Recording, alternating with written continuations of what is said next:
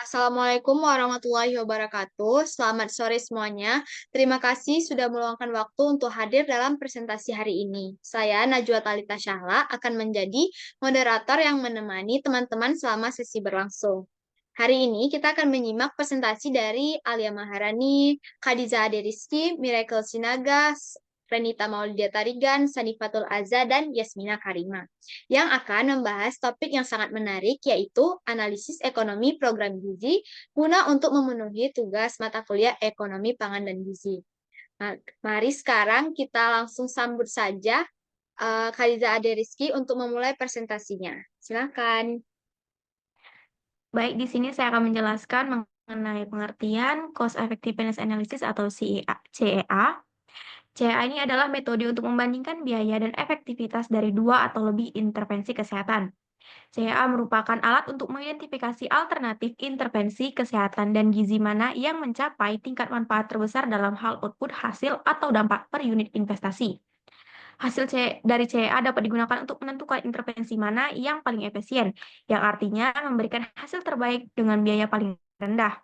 Contohnya itu adalah sebuah analisis dapat membandingkan efektivitas biaya intervensi pemberian makanan tambahan untuk meningkatkan status gizi anak-anak kurang gizi di antara beberapa alternatif sistem pengiriman melalui puskesmas, posyandu, atau kunjungan rumah. Kemudian di sini saya akan menjelaskan mengenai BCA. Benefit Cost Analysis atau BCA adalah cara untuk menilai apakah suatu program atau kebijakan layak dijalankan dengan melihat apakah manfaatnya lebih besar dari biayanya. Metode ini bisa digunakan untuk mengevaluasi satu program secara mandiri atau untuk membandingkan beberapa program dan kebijakan. Manfaat dari BCA ini yang pertama mengukur kelayakan investasi atau program, yang kedua dapat membandingkan berbagai program secara objektif, yang ketiga mendukung pengambilan keputusan berbasis data ekonomi. Kemudian untuk manfaat dari BCA yang pertama menilai apakah suatu program layak secara ekonomi berdasarkan rasio manfaat terhadap biaya. Yang kedua untuk menginformasikan keputusan investasi berdasarkan nilai manfaat dan biaya. Yang ketiga untuk mengukur efisiensi alokasi sumber daya dalam bentuk nilai moneter.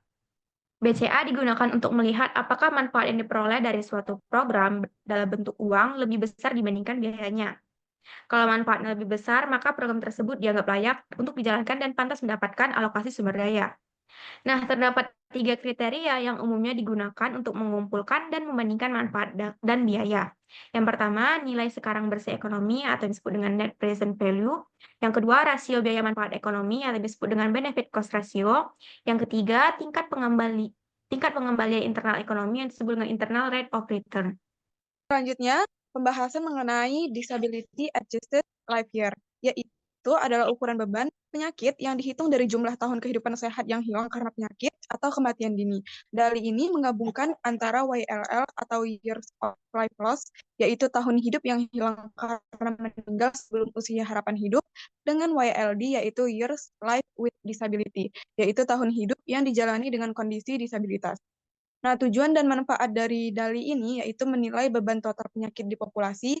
Yang kedua, digunakan untuk perbandingan lintas negara, wilayah, atau kelompok umur. Dan yang terakhir, sebagai pembantu prioritisasi kebijakan kesehatan publik dan intervensi pencegahan. Nah, ciri khas dari DALI ini yaitu menggunakan pembobot usia. Jadi, tahun hidup pada usia produktif memiliki bobot lebih besar. Nah, semakin kecil nilai DALI, semakin kecil juga rendah beban penyakitnya, yaitu Quality Adjusted Life Year, yaitu adalah ukuran hasil kesehatan yang menggabungkan panjang hidup dan kualitas hidup. Satu kali ini setara dengan 1 tahun hidup dalam kondisi sehat sempurna. Rumus Quality Adjusted Life Year ini yaitu tahun hidup dikalikan kualitas hidup. Nah, tujuan dan manfaat dari kali ini yaitu menilai manfaat dari intervensi kesehatan, misalnya pengobatan atau vaksinasi. Dan yang kedua, digunakan dalam analisis cost utility untuk menentukan apakah intervensi ini layak atau tidak dilakukan. Yang terakhir, memudahkan pembuat kebijakan dalam pengambilan keputusan berbasis data ekonomi kesehatan. Nah, ciri khas dari DALI kali ini yaitu tidak menggunakan pembobot usia, yaitu semua usia itu dinilai setara. Setelah itu, fleksibel dalam memperhitungkan perubahan kualitas hidup dari waktu ke waktu. Yang terakhir, semakin tinggi nilai kali, semakin besar juga manfaat kesehatannya. Berikut merupakan kasus perbandingan kehilangan ekonomi dan biaya intervensi akibat AGB. Untuk kasus pertama, jika kita melakukan Cost Effectiveness Analysis atau CEA, tabel di atas sekarang itu adalah tabel 2024, dan apabila diasumsikan bahwa intervensi yang sedang dievaluasi dan alternatifnya menghasilkan jenis manfaat yang sama yang diukur dengan cara yang sama di seluruh alternatif dengan tingkat bunga 4%, manakah alternatif program yang dipilih dalam rangka mengurangi kerugian ekonomi yang ditimbulkan akibat angka gizi buruk? Berdasarkan pada tabel yang didapatkan, hal yang perlu dicari pertama adalah tentang cost effectiveness ratio atau CER, yaitu dengan membagi biaya dibagi dengan penurunan prevalensi. CER untuk fortifikasi raskin adalah sebesar 0,1142, fortifikasi terigu adalah 0,0034, untuk taburia adalah 0,0053, dan untuk suplementasi tablet besi adalah 0,0042. Semakin rendah nilai CER, semakin cost efektif intervensi tersebut. Berikut merupakan urutan dari cost effectiveness yang paling efisiensi ke yang paling mahal. Di urutan pertama adalah fortifikasi terigu, yang kedua adalah suplementasi tablet besi, yang ketiga adalah taburia, dan yang keempat adalah fortifikasi raskin. Berdasarkan data tersebut, alternatif program yang paling cost efektif dalam mengurangi kerugian ekonomi akibat angka gizi buruk adalah fortifikasi terigu, karena memberikan penurunan prevalensi yang besar sebesar 41% dengan biaya yang sangat rendah cuma 0,14 triliun dan menghasilkan rasio cost effectiveness yang baik. Baik, selanjutnya adalah pembahasan kasus bagian 2.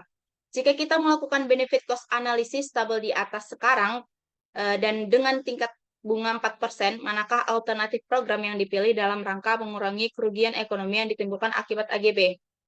Dalam pendekatan benefit cost analysis ini, kita membandingkan besarnya manfaat ekonomi yang diperoleh dari suatu intervensi, dalam hal ini berupa berkurangnya kerugian ekonomi akibat AGB dengan biaya yang harus dikeluarkan untuk melakukan intervensi tersebut.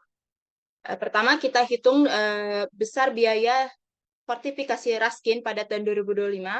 Rumus ini didapatkan dari present value dengan biaya sebesar 2,177 triliun, kerugian sebesar 76,389 triliun, benefit didapatkan sebesar 0,03, BCR sebesar 0,27.